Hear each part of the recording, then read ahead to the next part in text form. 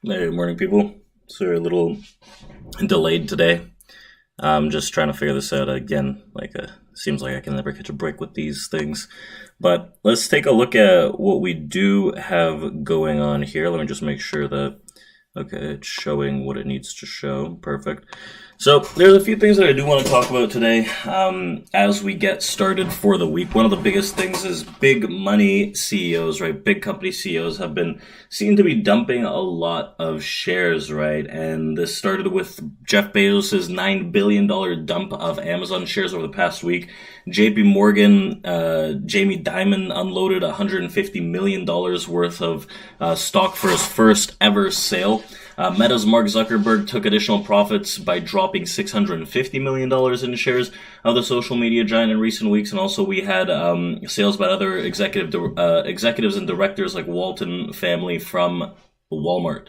So these bulletins may have gotten some investors nervous, even if sales were telegraphed in advance, with smart money departing some of the most valuable companies in the world. Over the weekend, we saw a little glimpse of Warren Buffett further showed that Berkshire Hathaway's cash pile has continued to grow immensely, hitting a record $167 billion at the end of 2023, up nearly $40 billion over the course of the year.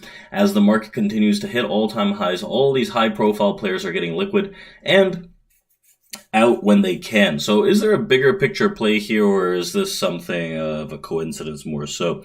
While the personal moves make splashy headlines, it's also important to recognize that many CEOs and founders wait until stocks hit record highs to cash in or diversify their wealth, which in that case, in all firmly established companies that were mentioned above, it doesn't mean that the market's going to tank or enter a correction anytime soon, but rather the recognition that these players have been waiting several rocky years that may have kind of moved markets sideways, especially with Amazon, right? Amazon, you can see here on the screen, it was in this massive range from 2020 all the way into about 2022 before we started failing to the downside. So a very, very long period, about 3-4 years, we haven't seen prices like these, and we're not necessarily hitting an all-time high, but after waiting for such a long period of time, right, it made sense for Bezos to dump some of these shares.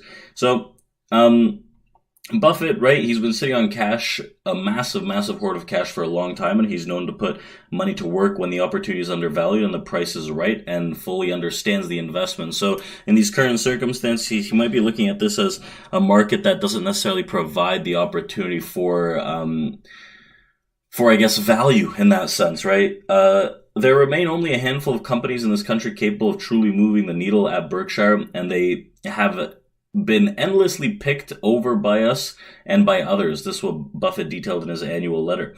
Some we can value, some we can't, and if we can, right, they have an attractive, and they have to be attractively priced. Outside the US, there's essentially no candidates that have meaningful options for capital deployment at Berkshire, and all in all, we have no possibility of eye-popping performance. So this